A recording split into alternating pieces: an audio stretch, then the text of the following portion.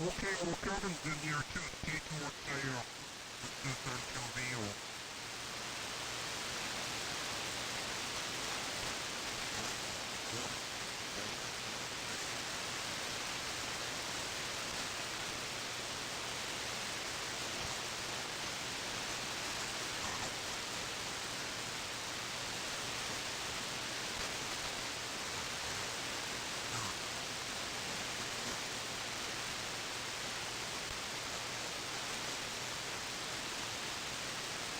One fragrance is old.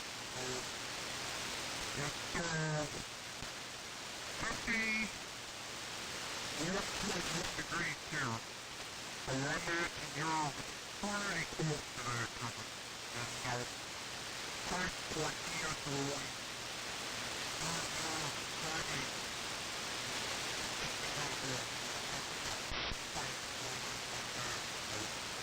Anyway, we'll right back up to the top and just get started here. I'm not getting up. Are you ready, Dave?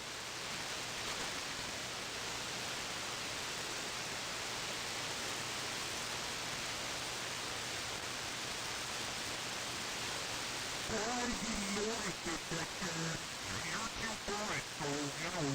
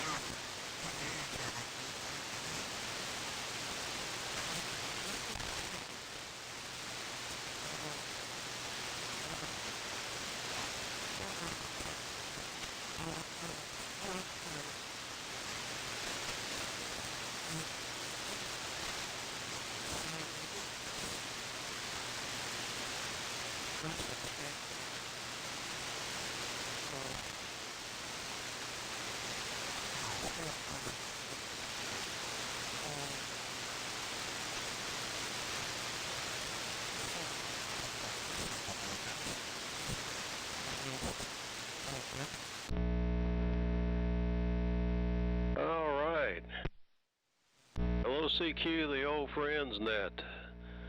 The Old Friends Net is an amplitude modulation net. Anybody that can generate an AM signal is welcome to check in with us. This is N4LQ, Steve in Shelby, North Carolina. And we have a net here every Tuesday and Thursday morning at 8 a.m. and on Sundays at 4 p.m. until otherwise notified. So those wishing to check in, please call now. Good morning, Steve, WA4LLR. K4GDN. WB4ARK. WB4NKL. WA4EVK.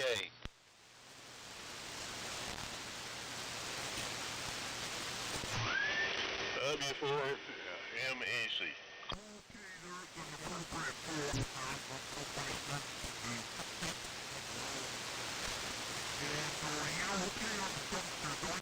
Alrighty. I heard that ART-13 there, Charlie. Let's see, here's who we got so far. WA4LLR, K4GDN, WB4ARK, and WB4NKL, WA4EVK, and W4MEC. Any more check-ins? Call now.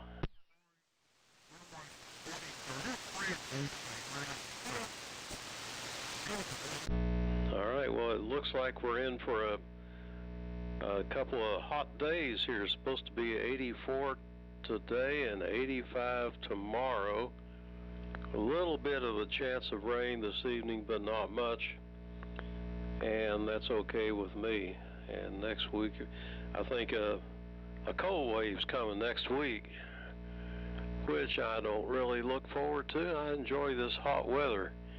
I'm running an AF-68 this morning, and the Drake 2A, and the horizontal loop antenna.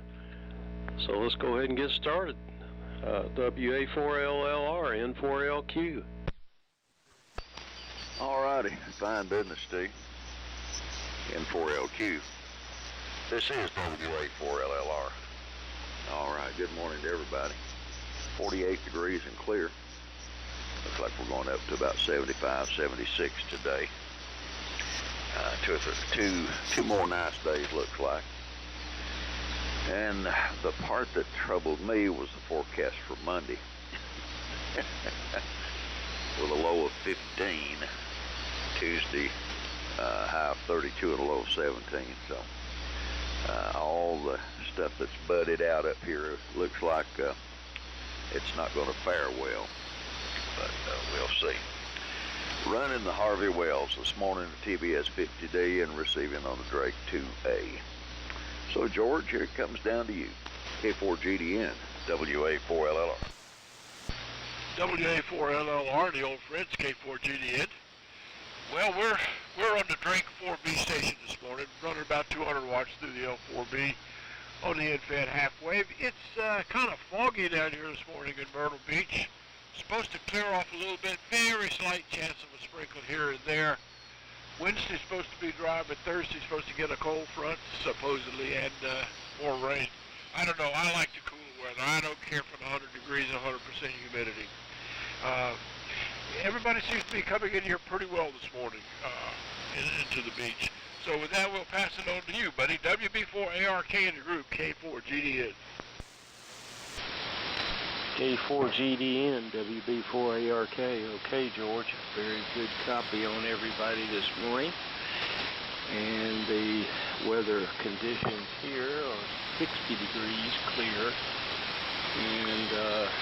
And we're looking for, I don't know, maybe some rain here in the next day or so in the afternoon. And we're using the AR-213 today, AR-390A horizontal antenna. So with that, we turn it over to WB4NKL. Clip. This is WB4ARK. Okay, buddy, WB4ARK. It's WB4NKL. Got 49 degrees here, and it's going to be pretty nice next couple of days. But I'm like Dave, looking at the next week, don't look so nice. I think they're showing 17 here. Looks like for one Monday morning. So not looking forward to that. Didn't think I'd be in here, Steve. I was telling you last night. You know, we're taking the cousin to the hospital, and Linda got up and said she would do it, so she left me to stay at home here for a while, which they made it okay. She called a while ago. A little bit of static in there, not like 160 last night. It was kind of rough there for a while. I'll send it on. Good copy on everybody so far. George is coming in good from Myrtle Beach. Go ahead, Boone. WA4EVK, WB4NKL.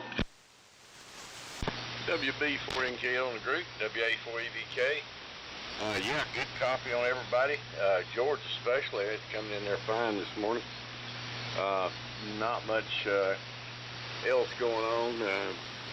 My favorite receivers on my bench being recapped, so I'm using Steve's AF-68 and running into Swan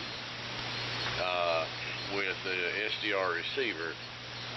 Steve and Cliff helped me sort out what was going on with my station here on the audio distortion and helped me track it down. In fact, did most of the footwork. I was loading the linear too heavily, and at Cliff's suggestion, on that, Steve had been looking at that linear there with me resisting for a few weeks. I hope the audio is better this morning.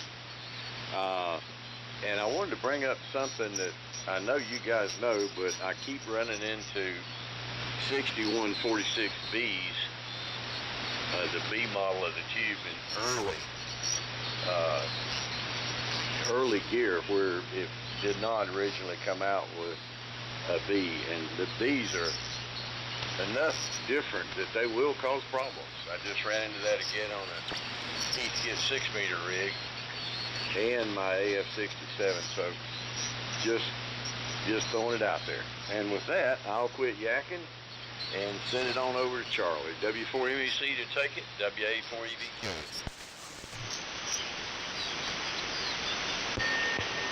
Okay, Boone, WA4EVK in the group, W4MEC. Hey, good morning, fellas. Everybody sound good here? And it's about 59 degrees, and I think it's clear. Running the ART-13 today. Number one, it's warm enough in the shack out here. Number two, I did check it out last night to see what that intermittent was, so I'm not sure I'm modulating 100%. I think I adjusted the gain on the D104 down a little bit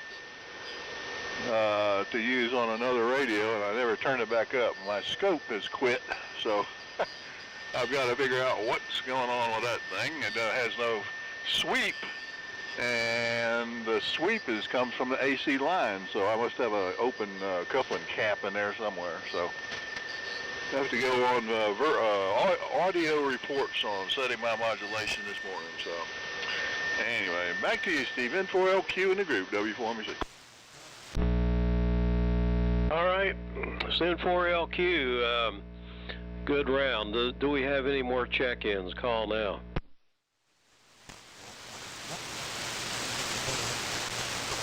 Okay, well, Charlie, your audio's fine. Matter of fact, it's way up higher than 100%, I'll tell you that. Buddy's audio, I had to turn the volume way up on him, just barely modulating, and Boone you could probably turn your mic gain up some also, but Cliff was really loud, and George was too. On the Drake, actually, I wouldn't have known you're on the Drake if I hadn't watched the S-meter bounce. And but your signal's strong enough to overcome that. So, sounds good. And Dave, the TBS 50 sounding good. Well, let's see. Cliff okay on taking or the XYL's taking over the trip to the hospital there. That's good, and probably it's probably better that way anyway, from what I understand.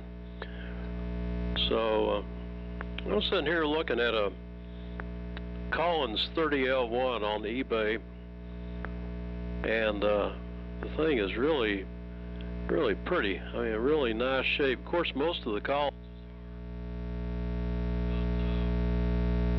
this was especially pretty.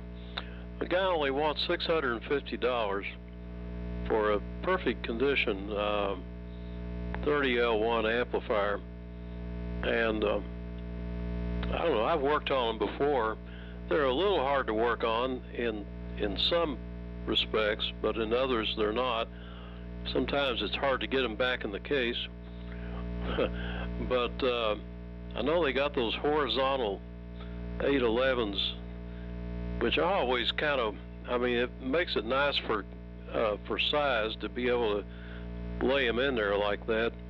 But I've heard of something called plate sag, and I wonder if that's a real problem.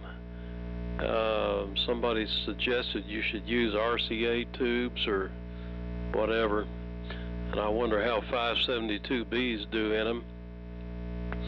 And I just wonder if anybody has a lot of experience with them, because this one really is tempting for a buy now of $650. Texas has it. Anyway, had a good net on 160 last night. A little bit of static, but not so bad. Everybody was running amplifiers and just totally overcame all the static, so we had an enjoyable time last night. Anyhow, we'll go back around again here. WA4LLR, N4LQ. All right, Steve, fine business, N4LQ, WA4LLR. Thanks for the signal report. Don't run this little Harvey as much as I ought to. I've always admired them. To me, they're one of the most unique looking of the classic rigs. So I've certainly enjoyed having this one. Let's see here. Charlie, the ART-13 is sounding good to me, very good. And Boom, thank you for that comment on the 6146s and the 6146B. You know, you just normally would think they were certainly freely interchangeable, but not necessarily. Cliff, as I said earlier, I'll certainly be praying for Sherry, your cousin. And Buddy, I don't know if you were just talking low or maybe away from the mic, but your audio did sound much lower than your carrier on your ART-13. George Drake Station's doing a good job, and both AF-68 sound good up here today. I think we're supposed to have a high of 75, 76, somewhere in that ballpark, and tomorrow around 79. And Thursday cools down a little bit, but next Monday's when the hard freeze comes, and I sure hate to see that for all the things that have bloomed out. But you know, what's that old saying? Everybody talks about the weather, but nobody does anything about it. Was that Mark Twain? I can't remember.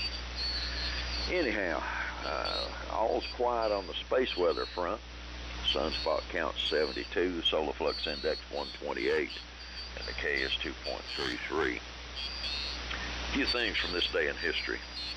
On this day in 1933, shortly after coming to power, Hitler opened his first concentration camp, Dachau, in 1933, and 32,000 plus people would die in that particular camp. Also on this day in history, on 2006, the Mars Reconnaissance Orbiter entered Mars orbit, began searching for signs of water. On this day in 1989, James Earl Ray pled guilty to murdering civil rights leader Martin Luther King Jr. On this day in 1949, Mildred Gillers, who earned the nickname Axis Sally as a radio propagandist for the Nazi government during World War II, was convicted of treason and served 12 years in prison. On a lighter note, on this day in 1913 in Toledo, Ohio, William Knox became the first bowler to make a perfect score of 300 in an American bowling Congress tournament. And one other item of interest, on this day in 1876, Alexander Graham Bell's liquid transmitter design permitted the first transmission of speech over wires. Of course, that was the telephone. So, enough of that, and we'll send it back down to George. K4GDN, WA4LLR. WA4LLR, the old friends, K4GDN. Everybody's coming in here well this morning. There is some QSB, but I'm still getting 100% copy. Appreciate all the signal reports. And on the 30L1, I had one for a short period of time, and they can present some problems coming on. I think they didn't have a step start, and I believe they had a solid-state power supply. Also, I don't believe they had a direct reading grid current indication, which I don't like on a grounded grid amplifier. I like to see what the grid is doing. That's got a lot to do with tuning them. I believe I put the grid circuit was in the keying operation there, and I believe I came up with an external way of looking at the grid current, but I sold it. It really didn't do what I wanted to do. The only amp I would like to get a hands on now is one of the Helicrafter HT45s, because it's got a separate power supply and doesn't weigh so much. Weight is a big concern right now. I'll be 80 next month, so I don't need to be picking up the heavy stuff. And with the 6146s, I believe there's another one. I want to say there's the 6146W. I think Charlie had some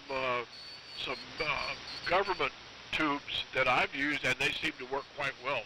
I haven't had any problems with them, although I did hear that Collins had some problems with the B versions, but not having anything with anything from Collins that runs 6146s, I don't have any issues there. Anyway, like I say, everybody's coming here pretty well. There is some QSB, and I appreciate the signal reports on the Drake station. It seems to be doing good. I had a minor problem with my HRO50T1.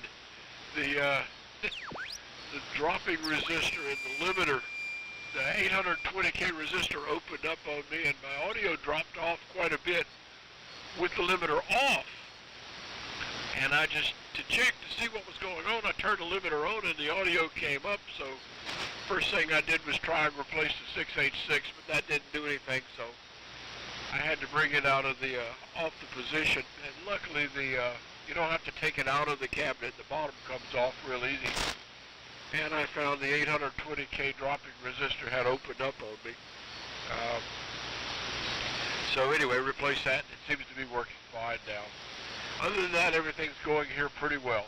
On my Drake T4 XB, I got a cooling fan, a 12-volt cooling fan on the back of it, on top, and it wasn't working. And I was trying to check it, and it's pushed back in a cubby hole like I couldn't see.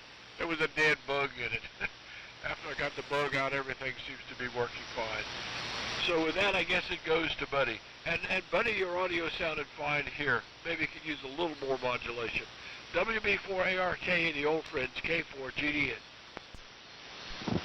K4GDN, WB4ARK. Okay, George, thanks for the comment on the audio, and thanks for the report from everyone else on the audio. Well, I increased the gain on this D104, and my meter is jumping at least into the area where it normally would be. That's the plate current meter. So anyway, I've used 6146Bs almost exclusively in my HT32B, and I started using them in the Collins equipment some years ago, but basically because that's what I had, and haven't had any problems. I don't know what kind of problem you're talking about, Boone. You didn't mention that, but anyhow, maybe you could cover that on the next go-around. I've heard some stories about the possible problems, but I don't remember the exact details about that. So, hope everybody's copying me better now. I probably was a little bit far away from the mic. So over to Cliff, WB4NKL, WB4ARK. Yeah, WB4ARK.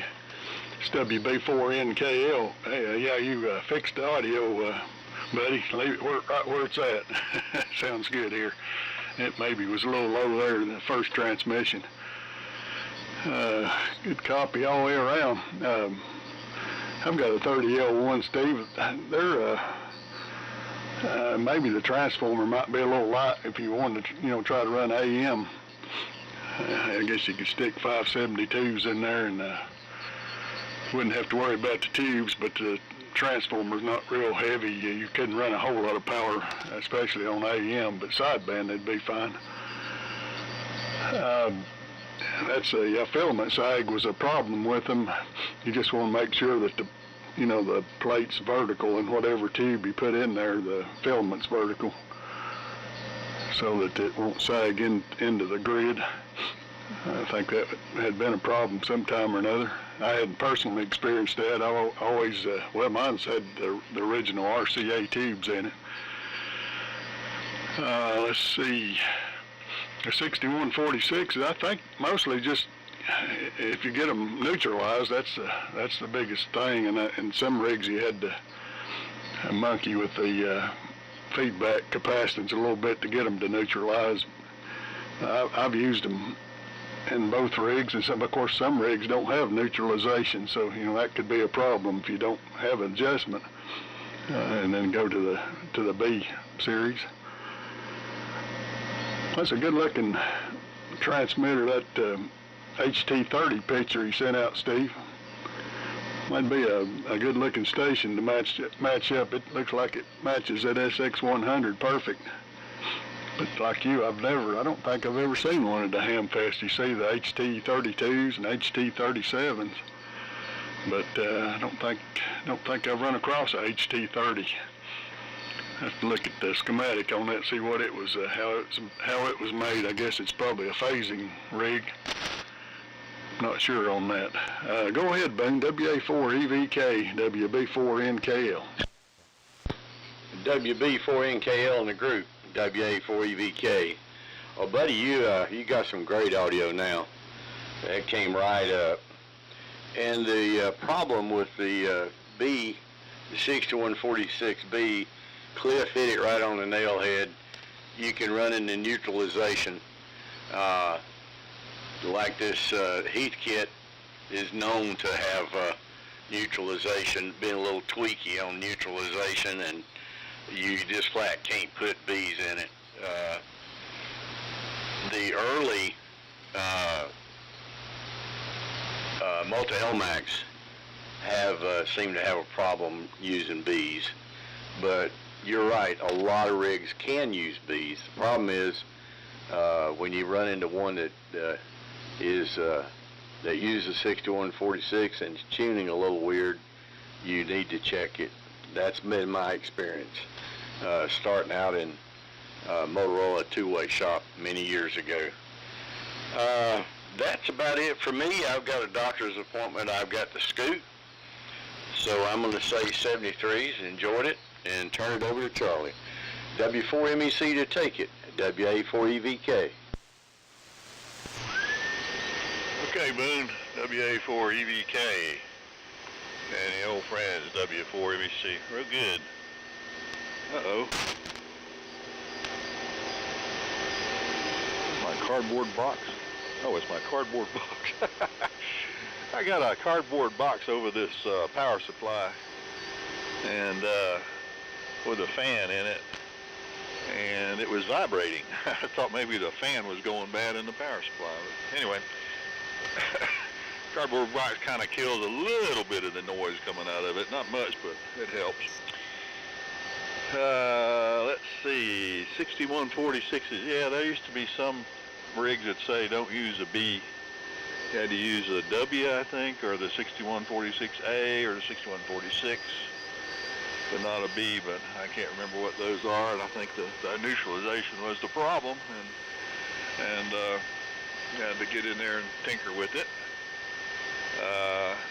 I've had a couple of 30L1s, and basic problems I find is they've got I think it's a voltage doubler power supply, and a lot of diodes in series, and you'll find one or two shorted in the string, and of course the open ones will show up in one string will show up bad more easily because you'll have half your plate voltage, but the warning about the 811s, yeah, there was an issue with the Chinese 811s for quite a while there where the filament would sag. I think an 811 The straight 811 has that problem, but the 811A, I believe, is the one they fixed it in. And you can put an 811A on its side, so. And anyway, if I vaguely remember that right, I had a homebrew amp years ago with a pair of 811s mounted sideways, and it actually used a chassis from a BC375 tuning unit, all stripped out, of course, but that U-shaped chassis, and I had everything mounted in there sideways. But I think I still got that. I took it apart. I put it in a box. I have to go look and see what I did with it.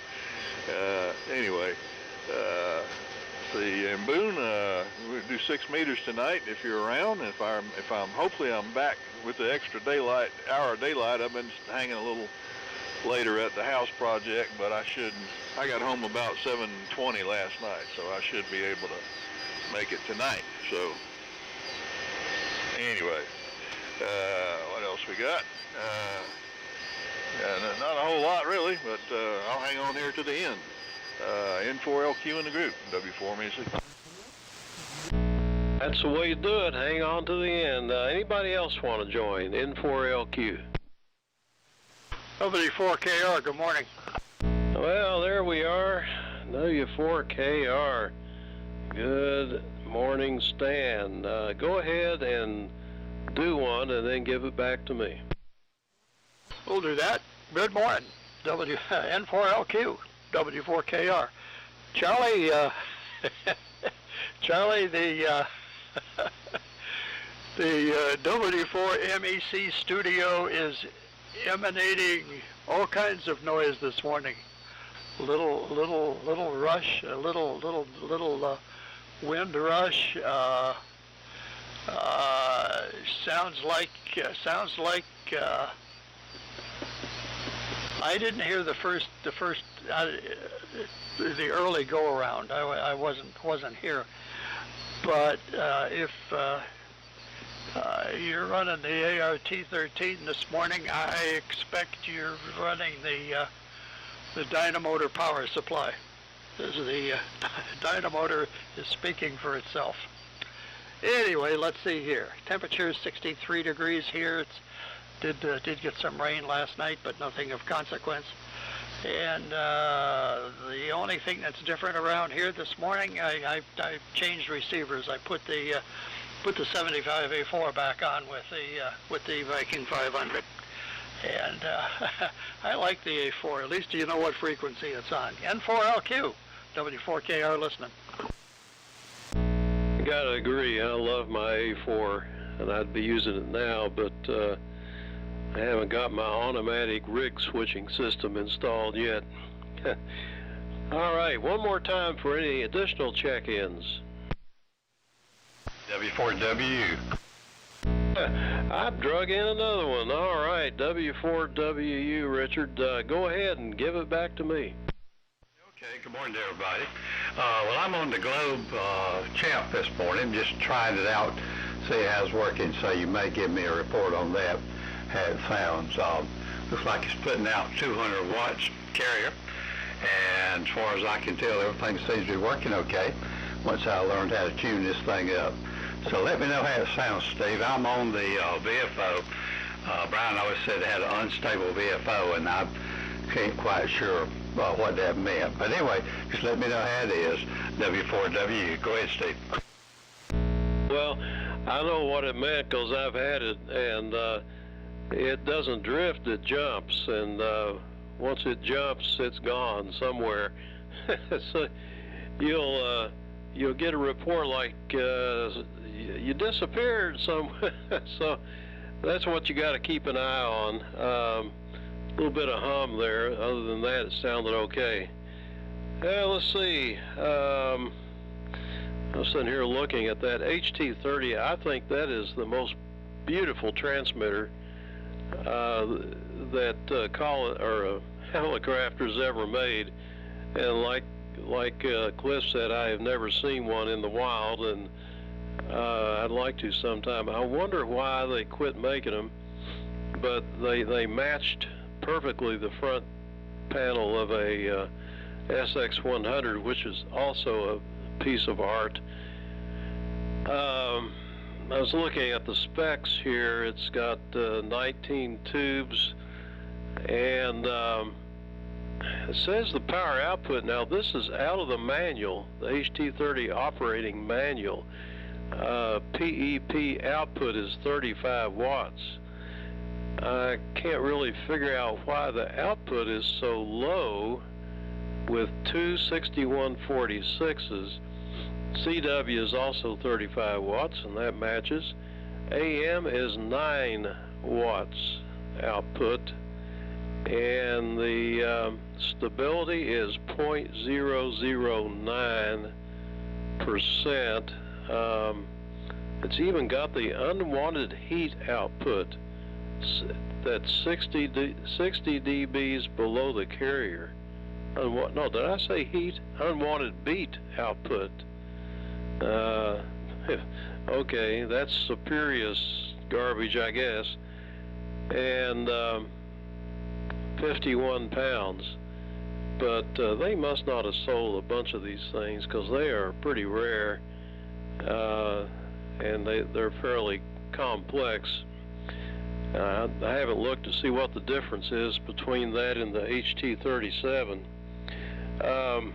but it is interesting. And I looked up that Alexander Graham Bell liquid transmitter, and that was apparently some kind of water and acid mixed together that's conductive, and a needle hung down in the glass of acid, and the needle was attached to a diaphragm, and of course a wire attached to the diaphragm and to the liquid somewhere, and that the needle would go up and down in the liquid as you speak, changing the resistance. And obviously it wasn't very portable, but that quickly evolved into the carbon microphone. And so there you go. Well, I'm glad we got two more transmitters online here, a Champ, the Globe, I think that's the 350 Champ. That is a heavyweight Champ for sure. I think it's over 107 or 110 pounds, something like that. So you might tell us how you go about lifting that. I know you do have a hydraulic table, though. That's probably how. All right, so Dave, take it away. We got plenty of time. WA4LLR, N4LQ. All righty, N4LQ on the group, WA4LLR, and good morning to Stan, and good morning to Richard. Lord, a transmitter that's heavier than a DX100. Oh, ouch. Oh my goodness. Yeah, I was looking at that liquid transmitter, Steve. That would talk about a hazmat waiting to happen if you're carrying your telephone around and spill the water and sulfuric acid mix or the liquid mercury. But it was a beginning, so there you go. Well, fellas, I'm going to bow out on go in search of some breakfast. I'll say 7-3, God bless, and Steve, thanks for calling it. Everybody have a great day. Enjoy this warm weather, and Lord willing, we'll do it again Thursday morning. No, let's see. Oh, I think I've got to take my daughter to the airport Thursday morning early. So, Steve, I need to get you or Charlie 1 to cover that if you can. I just found out about that. And I can pick up Sunday for you or whatever you'd like to do there. But, yeah, it looks like Thursday I'm going to have somebody to cover for me. Anyway, I've enjoyed it this morning. 7-3, God bless, and Lord willing, we'll catch you in a day or so. K4GDN, WA4LLR. WA4LLR, K4GDN. Oh, what's going on here? Hello.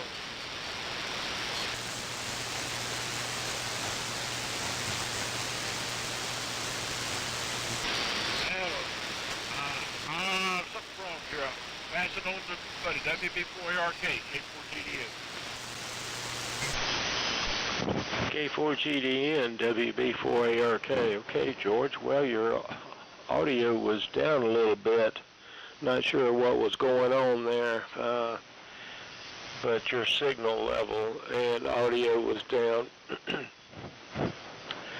Well, thanks, Steve, for calling the net, and I think I'm going to check out now and move on to some more pertinent work here in the shop. So with that, over to Cliff, WB4NKL, WB4ARK. Okay, buddy, WB4ARK, it's WB4NKL. Good copy all the way around. I was looking, I brought up that manual on the HT30. That is kind of unusual, the low output for a pair of 6146s. Don't guess they were hurting the tubes any. I guess 9 watts, if we can find one 9 watts AM, be about right to drive an amplifier. So that should work out. I'll have to keep my eye open, see if we run across one somewheres. I don't know. I'd say it's like you say, low production. I noticed that manual that's on Bama says it's preliminary manual, so be interesting to know how many of those things they built. I guess I'll get out too and get the day started. Looks like it's going to be another nice day, and get out and enjoy it. I'll have to get the lawnmower out one of these days. It's approaching fast, but maybe not today. 73s, thanks for calling it, Steve. WA4EVK, WB4NKL. Yeah, he jumped out, and last time making sure. WB4NKL in the group, W4MEC. Okay. Oh, yeah, don't say the word lawnmower. I was walking across the yard yesterday, and I saw something coming up. I said, no. I'm not ready for that. So, let's see. Richard, yeah, you got a little bit of hum in there, audio hum, or something in the B+, but it's not objectionable, but it's in there. And yep, Stan, I'm really using ART13 with the dynamotor and a 12-volt power supply, or not 12-volt, 28-volt supply that's 125 amps and has its own fan in it too, which makes a lot of racket. So that's where all the noise is coming from. So but like I mentioned at the beginning of the net, I finally got out here because the shack is finally warm enough to operate from. So.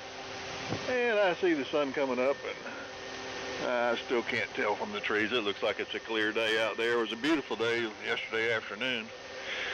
And I wonder about folks. I've been going down a road called Holbert Cove Road down to my project down there in Mill Spring, and it's funny. It is 9 miles shorter, but it takes the same amount of time if I go I-26 to 74 to 108. If I make that direction there, which is 20, I forget what it is now, 24 miles or something. But it's 9 miles shorter, and it takes the same amount of time. And I go downhill in second gear a lot to get there, and it's got a couple of switchbacks there that are like 190 degrees on it, but I coast down the hill there in second gear, but there's a place down there, a gorge or something, or a river, I can't remember what it is, but there was a ton of cars. There must have been about 40 cars parked there, and they're all back there hiking and doing them whatever they do back in the woods, and I'm going, don't these people ever go to work, So, anyway, it was a crowd down there wherever that spot is there. They do have a turnout where you can park and all that, but people park all over the place. But just got to be careful there. But that was my first thought when here it was Monday. Monday morning, I'm going don't you people go to work? What are you doing? Is this a before work hike or what? Anyway, over to you, Richard. W4, rather Stan. W4KR in the group, W4MEC. Okay, Charlie. W4MEC, W4KR. Well, you know, Charlie, as far as getting from point A to point B with time, it's interesting. If I go across, going to Dalton from here, if I go over to Clayton, Georgia, go up to Long Creek, South Carolina, and catch US 76, and then basically take US 76 all the way to Dalton, it's about 3 hours and 5 minutes, something like that. And it's 144 miles. If I take there's another route, which is going down I-85, going down to I-85, which is 20 miles south of here. Go jump on I-85, go down to Atlanta, to 285, to 75, and then take 75 back up to Dalton. It's likewise about 20 minutes shorter, but about 50 miles further. Plus all the potential heart attacks you encounter on I-85 and 285 around Atlanta. So, yeah, interesting how that happens. Steve, I pulled open the HT37 manual, and this is interesting. Comparing that to the 30.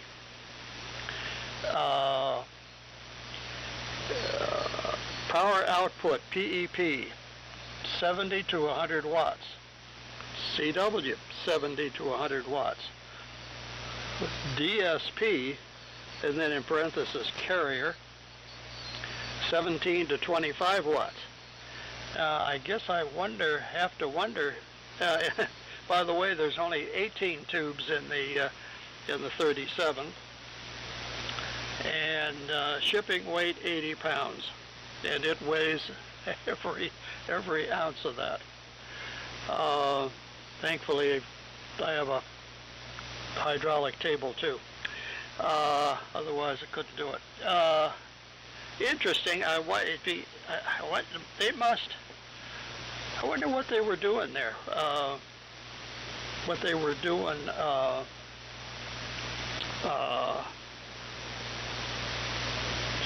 Wonder what the B plus is on the 30.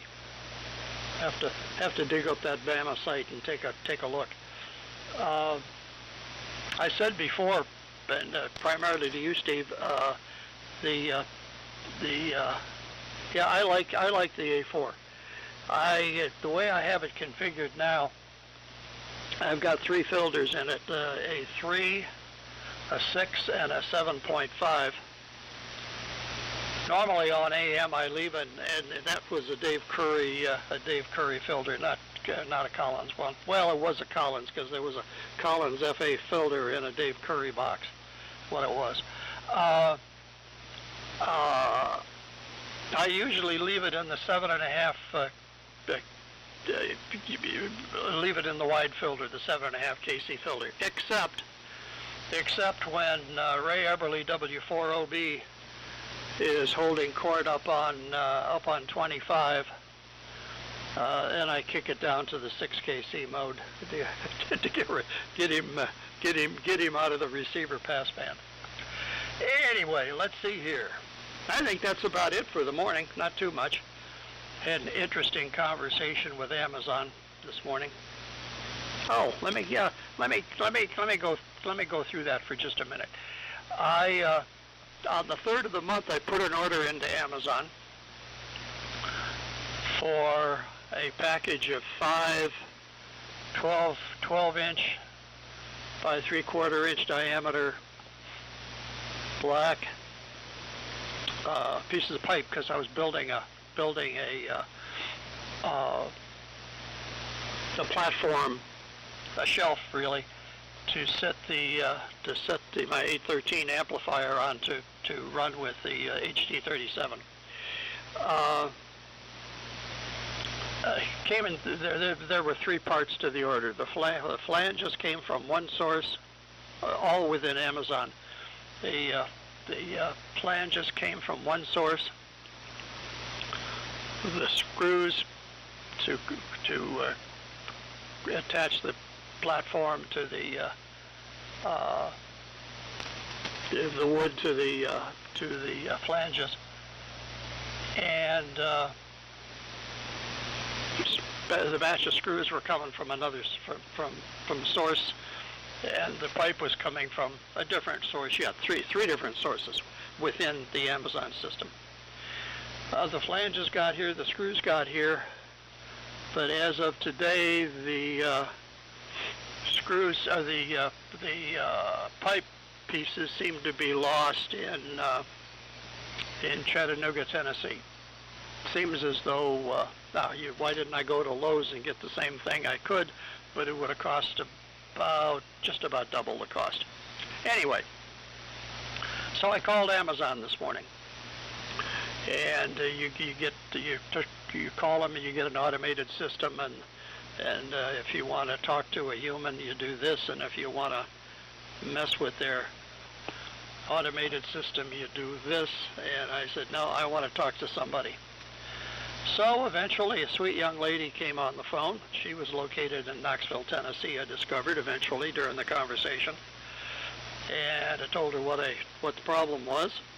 And she said, well, we have two choices. We can either replace the order, or I can refund your money.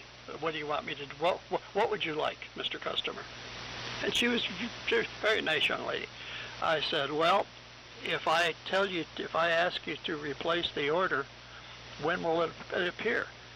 And she said, well, I won't know that until I place the order in. And I said, okay, go ahead. And she came right back and said, oh yeah, it says they'll be delivered tomorrow. So I got one batch of 5 pieces of 12-inch pipe sitting lost by the postal service in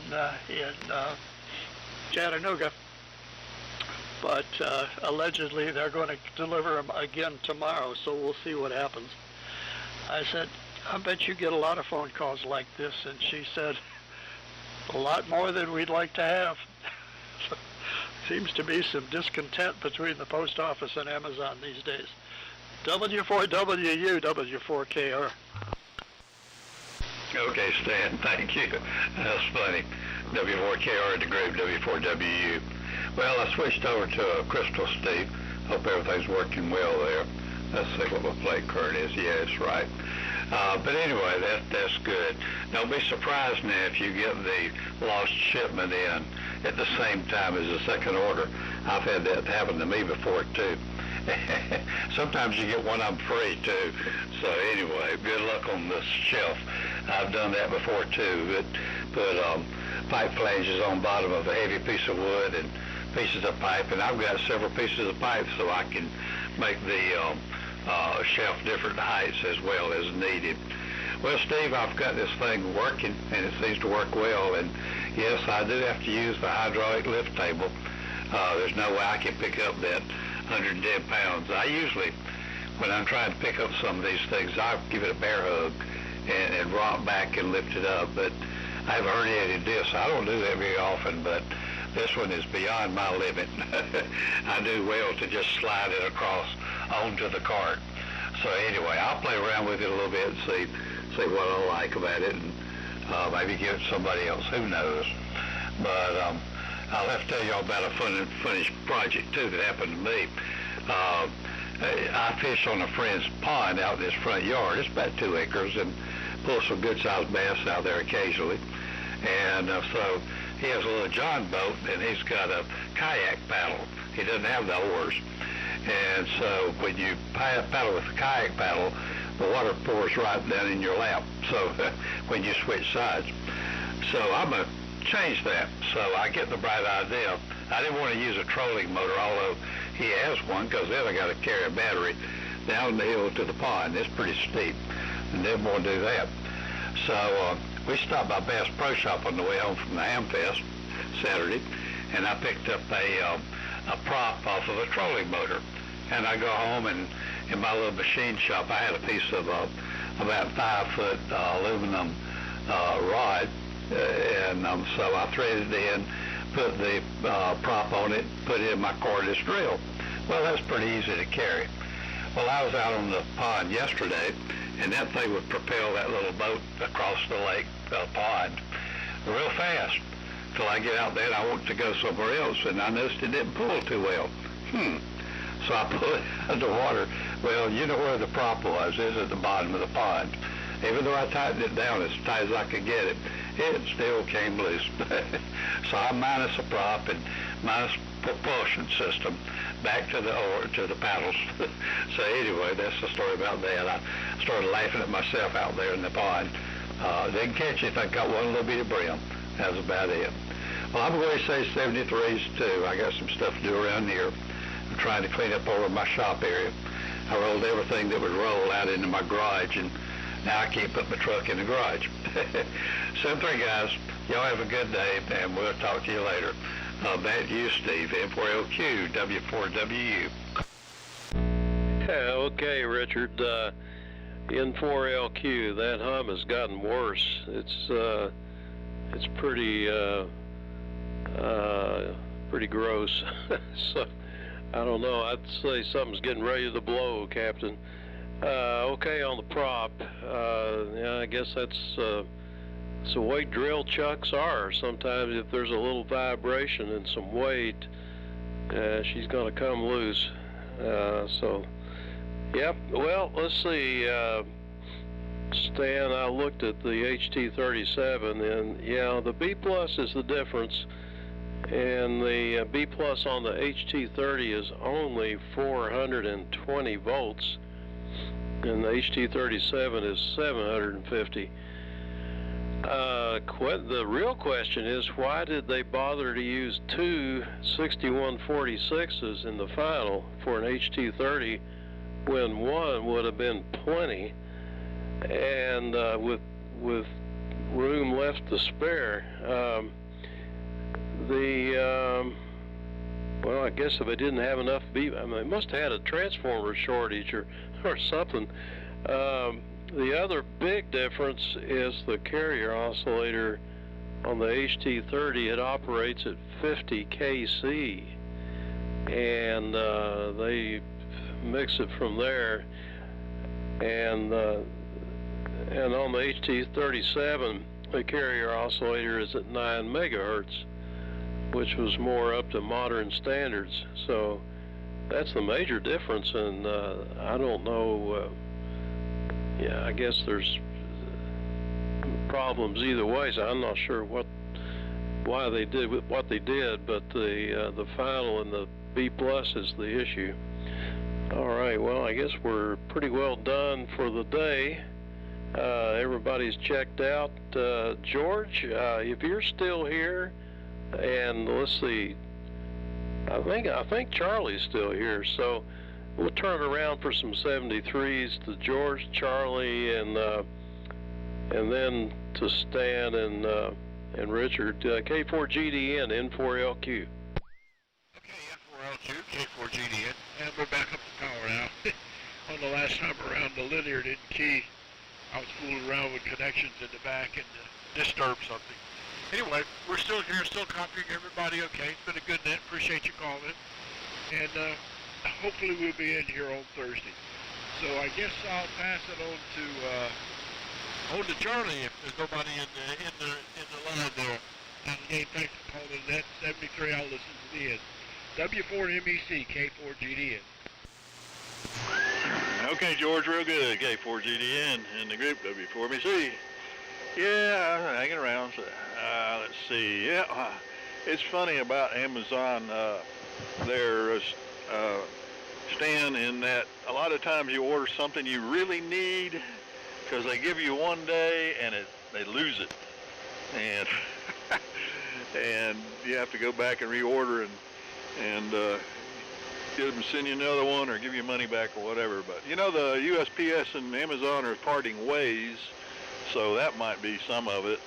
And the other thing I learned from my postman one day when I was talking to him, because we normally get the same guy, but he said if Amazon truck puts a package in the mailbox, the postman will take it out and take it with them and send it back. So he said you're not supposed to put anything in the mailbox. I knew this from many years ago when I was handing out flyers. Don't ever put them in the mailbox. But they're in not getting along too well now. So if whoever the UPS guy was that delivered it, maybe if you put it in the mailbox, the postman took it. But sounds like it never made it out of Chattanooga or something. But anyway, maybe it'll turn up in time. Anyway, 7-3 all. We'll see you on Thursday. Y'all have a good rest of the day here, and good to talk to you all this morning. W4KR in the group, W4MEC.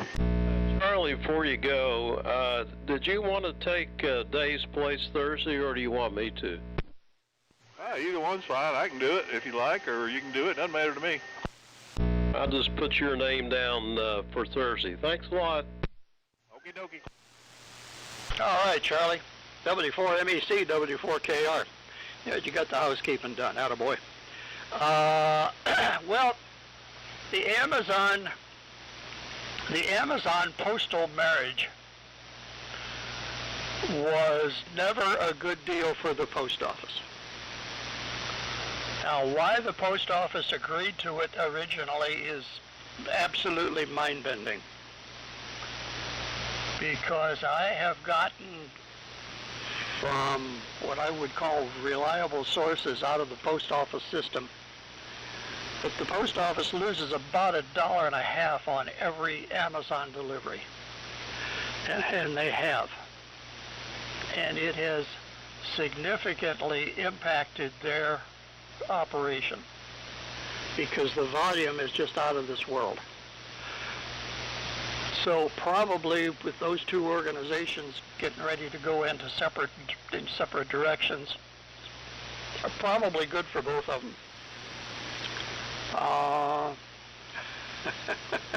The post office finally will be able to breathe a sigh of relief because they're perpetually short of help, and because they don't pay enough, and but yet they can still raise prices.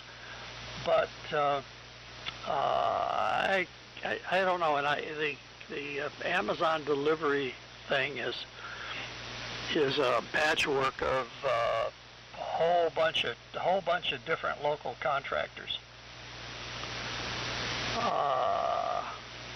The Amazon deliveries that come in Amazon trucks out of Greenville is an independent operation. If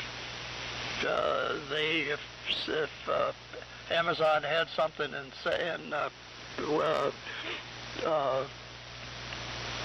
Spartanburg as an example, it would come from a different source, different outfit than the Greenville one. So it's yeah, better they go their separate ways. This package was something else. It went from here, it went from Walhalla to Charlotte, from Charlotte to Nashville, from Nashville to Chattanooga, and there it got lost. So, who knows? Anyway, yeah, Richard, the hum is there. It wasn't the mic, but sounds like a power supply thing someplace. George, good signal. Good signal. Of course, we're an hour earlier, really, so that probably makes the difference. But we're a real good signal here this morning. 7-3s, and Richard, I guess you're still here for the wrap-up. W4WU, W4KR. Okay, W4KR, W4WU. Steve, tell me if I still have the hump. Break? Yeah, it's getting worse. I'll say 7-3. Y'all have a good weekend. Y'all have a good week. W4WU. Yeah, check the power supply capacitors. Maybe they need to be at the bottom of the pond with your propeller. Roger, 7-3. Good morning. Go ahead, Steve. All right, real good. All right, yeah, you better give that thing a rest there, Richard. Take it back out of the cabinet or something. Maybe it'll start working. We'll see you later. N4LQ closing the Old Friends Net. See you Thursday.